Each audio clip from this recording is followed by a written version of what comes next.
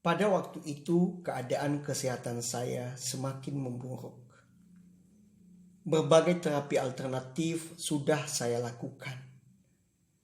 Namun kondisi kesehatan saya sama sekali tidak menunjukkan perkembangan yang baik. Sebaliknya, pembengkakan massa kanker pada kelenjar getah bening di leher saya sebagai penyebaran kanker dari nasofaring semakin hari semakin besar hingga menyerupai buah mangga. Rasa sakit menyerang kepala saya sepanjang hari. Saya harus minum obat pereda nyeri untuk meredakan rasa sakit itu. Sebagai usaha untuk melupakan rasa sakit, tidak jarang saya memaksakan diri berjalan kaki mengelilingi kompleks perumahan. Pada tengah malam saya akan terbangun dan tidak bisa tidur sampai pagi.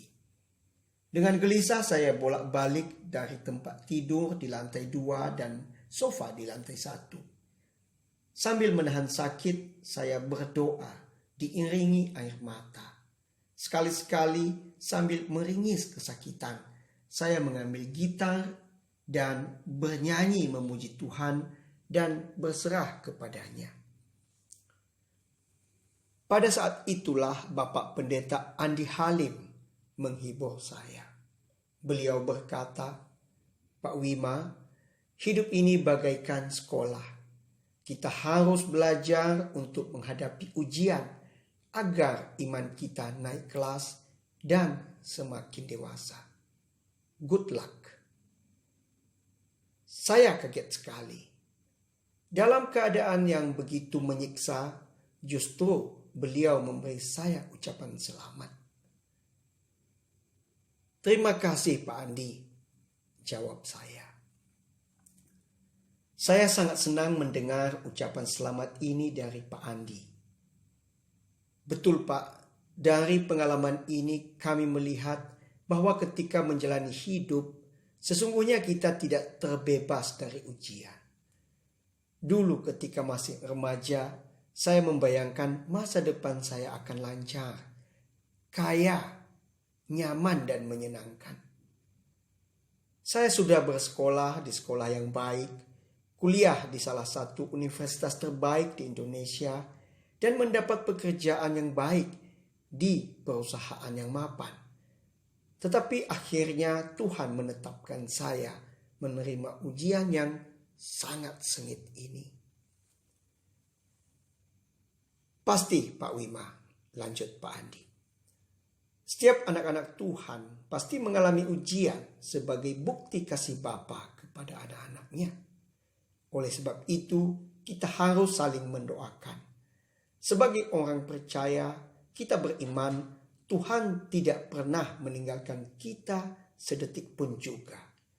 Apapun yang terjadi, semua demi kebaikan anak-anaknya. Orang Jawa mengatakan bahwa di dunia ini kita cuma mampir ngombe. Bagi kita, mengenal Allah yang kekal di dalam kesementaraan ini adalah sebuah anugerah. Sering sekali waktu divonis sakit, orang baru sadar kalau hidupnya sedang diambang kematian. Sesungguhnya setiap manusia yang hidup sedang menuju pada kematian. Hanya kita tidak tahu kapan waktunya. Itu adalah sesuatu yang pasti. Namun firman Tuhan dalam Yohanes 14 ayat 1-4 adalah penghiburan yang pasti terjamin. Selama masih hidup, di situ ada kesempatan. Dan kesempatan itu baru bernilai bila kita mempersembahkan hidup bagi Allah. Hidup panjang atau pendek bukanlah hal yang penting. Namun apa yang kita mau kerjakan bagi Allah demi kerajaan dan kemuliaannya, itulah makna hidup yang paling dalam dan bernilai.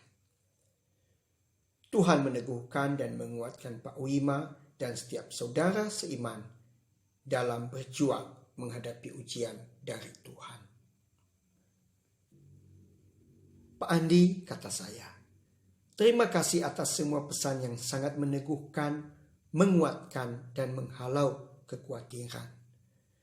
Bagian firman Tuhan yang Pak Andi sebut di atas sangat menguatkan kami. Izinkan saya membacanya. Yohanes 14 ayat 1-4. Janganlah gelisah hatimu, percayalah kepada Allah, percayalah juga kepadaku. Di rumah Bapakku banyak tempat tinggal. Jika tidak demikian, tentu aku mengatakannya kepadamu. Sebab aku pergi ke situ untuk menyediakan tempat bagimu. Dan apabila aku telah pergi ke situ dan telah menyediakan tempat bagimu, aku akan datang kembali dan membawa kamu ke tempatku, supaya di tempat di mana aku berada, kamu pun berada. Dan kemana aku pergi, kamu tahu jalan ke situ. Firman Tuhan ini semakin mendorong kami lebih bergantung dan bersandar kepada Allah saja.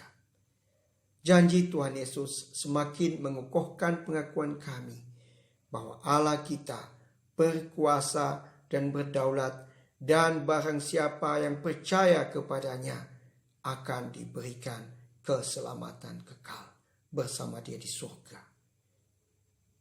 Di tengah penderitaan ini, Tuhan Yesus memberi kami peneguhan bahwa rancangannya sebagai Allah yang tidak terbatas jauh lebih baik daripada rancangan manusia yang terbatas. Selama ini, semua itu hanya kami dengar. Sekarang Tuhan memberi kami kesempatan untuk belajar menghidupinya. Sekali lagi, terima kasih kami kepada Pak Andi yang telah memberikan perhatian dan dukungan iman kepada kami. Ditulis di Ancol pada 25 September 2013.